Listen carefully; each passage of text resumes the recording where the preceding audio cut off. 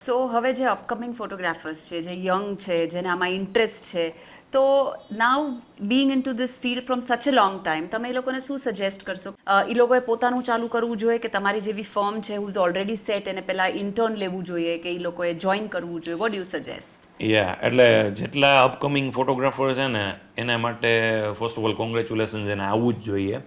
Initial સ્ટેજમાં એ લોકોએ કરે છે ને કોઈ ફર્મ સાથે એસોસિએટ થવું જોઈએ, એઝ અ ઇન્ટર્ન પણ કામ કરવું જોઈએ. તમે એઝ અ ફ્રીલાન્સર આવો છો ને તો તમારી રિસ્પોન્સિબિલિટી પણ ઓછી થઈ જાય, કારણ કે તમે પ્રોજેક્ટ કરો છો, સેમ ડે પેમેન્ટ લઈ લ્યો છો, તમે ફ્રી. રાઈટ. 365 ડેઝમાંથી સારા સારા ફોટોગ્રાફર્સ 150-200 ડેઝ કામ કરે છે. સવાર ને સાંજ બે શિફ્ટ અલગ ગણે છે.